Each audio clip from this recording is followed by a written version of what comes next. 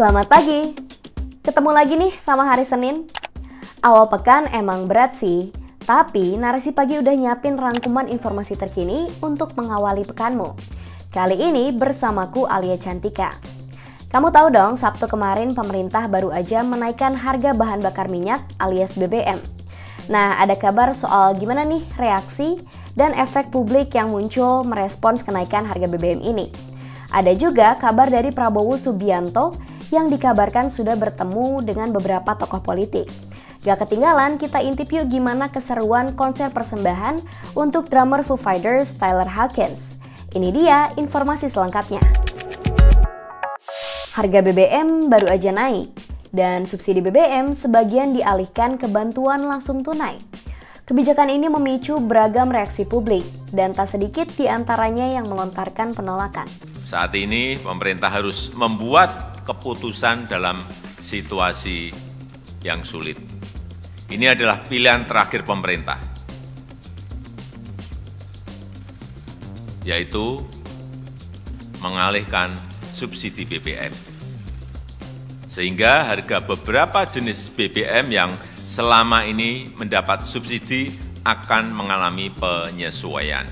Presiden Joko Widodo mengumumkan bahwa harga BBM resmi naik per 3 September 2022 pukul 14.30 waktu Indonesia Barat. Presiden Jokowi menilai keputusan ini sulit mengingat beban keuangan negara semakin tinggi karena subsidi. Kini Pertalite ada di harga Rp10.000 per liter.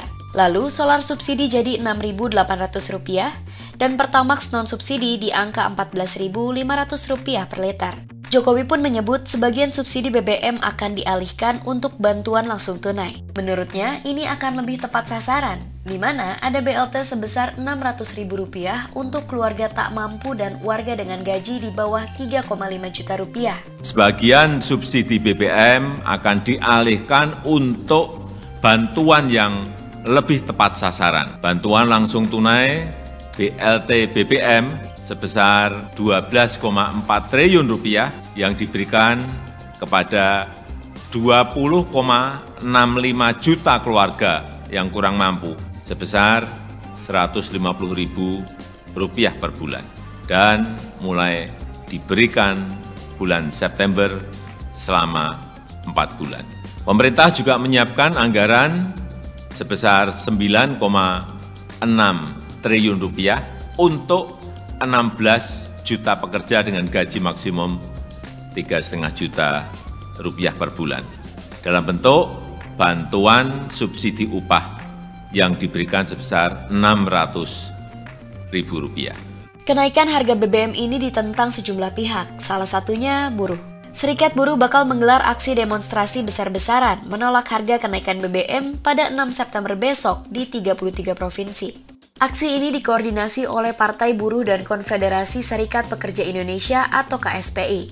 Hal ini dipastikan Presiden KSPI Said Iqbal. Buruh juga turut menolak Omnibus Law dan menuntut upah tahun 2023 naik 10 hingga 13%. Selain buruh, elemen sipil lainnya juga ikut menolak kenaikan harga BBM. Di Makassar, mahasiswa menyandra tangki milik Pertamina sebagai bentuk protes. Mereka turut memblokade jalan pada 3 September 2022 hingga malam hari. Selain itu, mereka juga membakar ban bekas yang memicu kemacetan lalu lintas. Lalu di Palopo, Sulawesi Selatan, puluhan mahasiswa yang tergabung dalam Ikatan Pelajar dan Mahasiswa Luwu juga gelar aksi demo hingga membakar ban.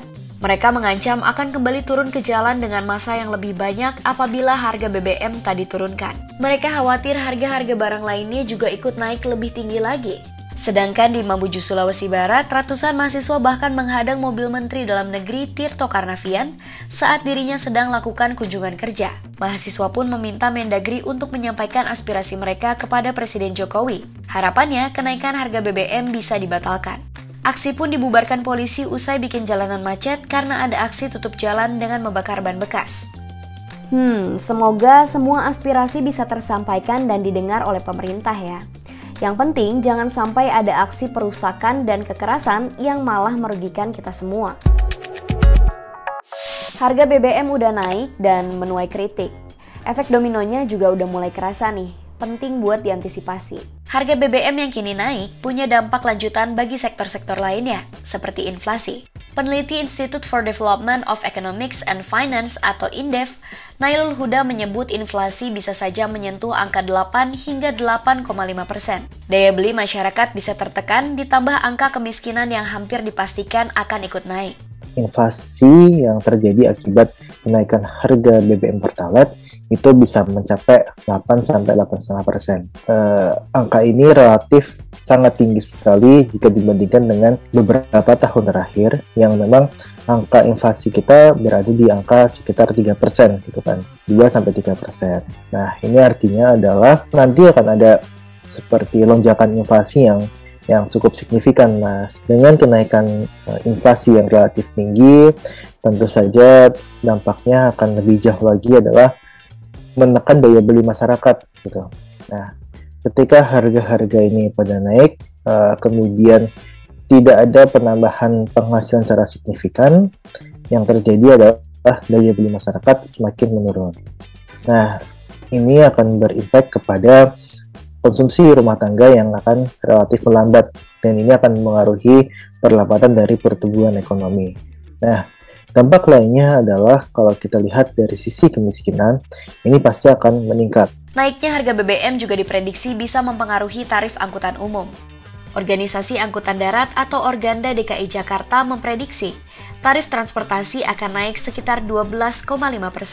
Masyarakat ibu kota yang biasanya naik angkot seharga Rp5.000 bisa jadi harus membayar sekitar Rp5.500 hingga Rp5.700. Pihak Organda Pusat sendiri masih menunggu aba-aba dari pemerintah terkait penyesuaian tarif angkutan. Mereka kini meminta pemerintah untuk segera memberikan pedoman penyesuaian tarif untuk berbagai moda angkutan jalan kelas ekonomi sesuai tingkatan. Saat ini, tarif angkutan di beberapa daerah juga ada yang udah mulai naik. Di antaranya, angkot jurusan Parung Lebak Bulus yang naik Rp2.000 dari harga awal Rp8.000 menjadi Rp10.000. Kenaikan ini merupakan inisiatif sopir sebab Organda belum menginstruksikan perubahan harga. Angkutan bus di Terminal Cicahem Bandung juga alami kenaikan tarif. Kenaikan terjadi untuk angkutan bus antar kota antar provinsi atau AKAP yang naik rata-rata sebesar 20%. Tarif angkutan taksi juga diprediksi naik di mana hitungannya berdasarkan kilometer yang ditempuh. Kenaikan tarif juga diperkirakan berlaku pada bus antar kota antar provinsi reguler. Demikian dengan harga ojol. Asosiasi Driver Online atau ADO turut mengeluh tarif ojol masih belum naik meskipun harga BBM telah terkerek. Ini bikin para driver merugi. Karenanya mereka menuntut tarif ojol turut dinaikkan. Tarif ojol sendiri memang sempat diwacanakan naik sejak beberapa waktu lalu. Namun kenaikan ini sudah ditunda sebanyak 2 kali. Jadi bukan nggak mungkin tarif ojol juga akan segera naik. Nggak cuma sektor transportasi, tapi harga pangan juga diprediksi akan naik. Menurut Yayasan Lembaga Konsumen Indonesia, kenaikan harga BBM berpotensi menyebabkan efek domino. Daya beli masyarakat bisa tertekan karena inflasi. Untuk mengantisipasinya, pemerintah diminta untuk memastikan harga komoditas bisa stabil.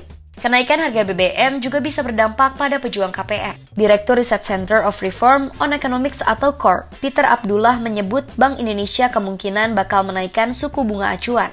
Ini untuk mengantisipasi lonjakan inflasi. Perbankan pun kemungkinan akan meresponsnya dengan menaikkan suku bunga deposito dan suku bunga kredit termasuk bunga KPR. Akhirnya, cicilan KPR bisa ikut terkerek. Melihat situasi ini, peneliti INDEF menyebut seharusnya masih ada opsi kebijakan lain yang bisa diambil pemerintah, selain menaikkan harga BBM. Saya pribadi lihat, itu masih ada alternatif lainnya yang bisa dilakukan oleh pemerintah gitu. Tadi ya, misalkan tadi terus juga ada sebenarnya kebijakan yang dilakukan oleh pemerintah Malaysia, yaitu untuk memotong atau meniadakan PPN untuk BBM. Jadi PPN yang 11% itu seharusnya bisa dipotong dalam setiap pembelian BBM. Nah, ini artinya apa? Artinya ini akan semakin mengurangi harga pokok penjualan dari BBM per liternya.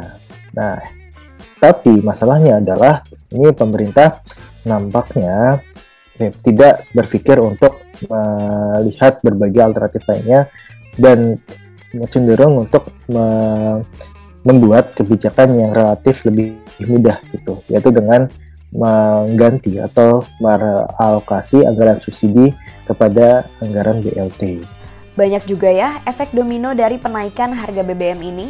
Jangan sampai upaya yang selama ini digembar-gemborkan untuk menyelamatkan perekonomian malah menggerus ekonomi negara. Mendekati Pilpres 2024, Ketua Umum Gerindra Prabowo Subianto mulai bertemu sejumlah tokoh nih.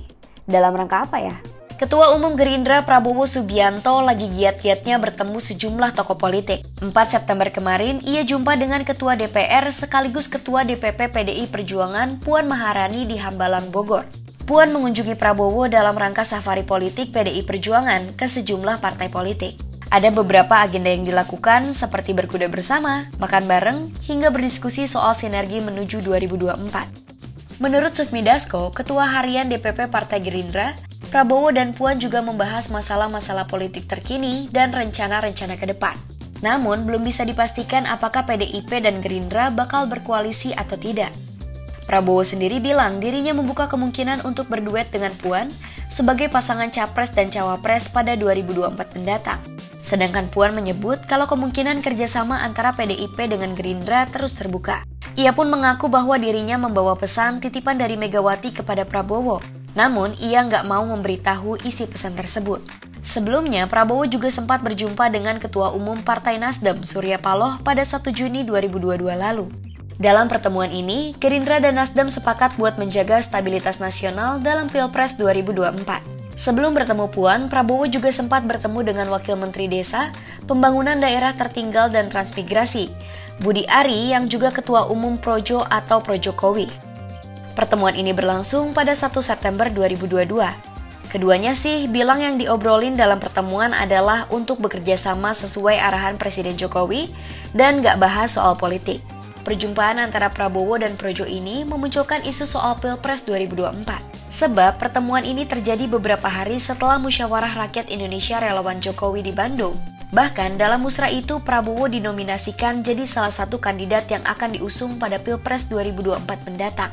Dari pihak Gerindra sendiri memang udah yakin banget buat calonin Prabowo lagi. Sekretaris Jenderal Partai Gerindra Ahmad Muzani sampai minta kader Gerindra kompak dukung Prabowo sebagai satu-satunya capres. Ia juga mengancam kalau ada kader yang gak sepakat dukung Prabowo, lebih baik keluar saja dari partai. Ngomong-ngomong soal Gerindra, Wakil Ketua Dewan Pembina Partai Gerindra, Sandiaga Uno yang juga jadi Menparekraf sempat bilang, dirinya siap ikut Pilpres 2024. Hal ini disampaikan saat Sandi bertemu dengan politisi Partai Persatuan Pembangunan di Bantul 30 Agustus 2022 lalu. Apa mungkin bakal saingin Prabowo atau partneran lagi nih kayak 2019 kemarin?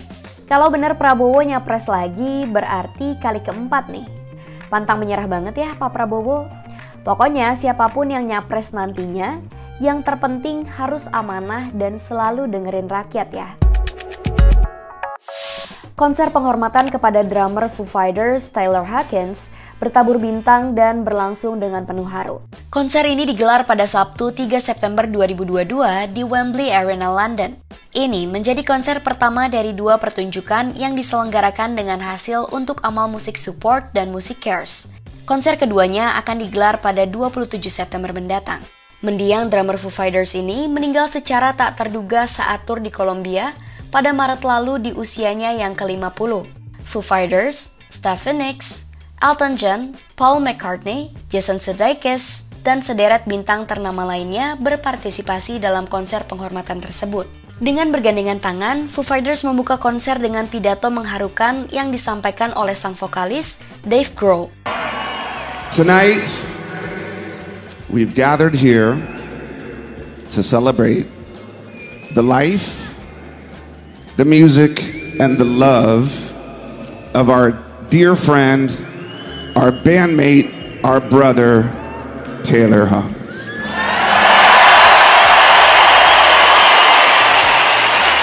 For those of you who knew him personally, you know that no one else could make you smile or laugh or dance or sing like he could. And for those of you that admired him from afar, I'm sure you've all felt the same thing. Selanjutnya, Liam Gallagher bergabung ke panggung bersama Foo Fighters dan membuka acara dengan membawakan lagu Rock and Roll Star dan Live Forever milik Oasis. Konser tersebut juga dimeriahkan oleh penampilan dari beberapa band dan musisi favorit Hawkins, seperti Metallica, Rush, Supergrass, dan Stewart Copeland dari The Police. Beberapa momen haru tercapture sepanjang rangkaian konser persembahan itu. Salah satunya adalah momen di mana Dave Grohl sempat berhenti untuk menata emosinya saat menyanyikan lagu Time Like This. Do we stay or run away?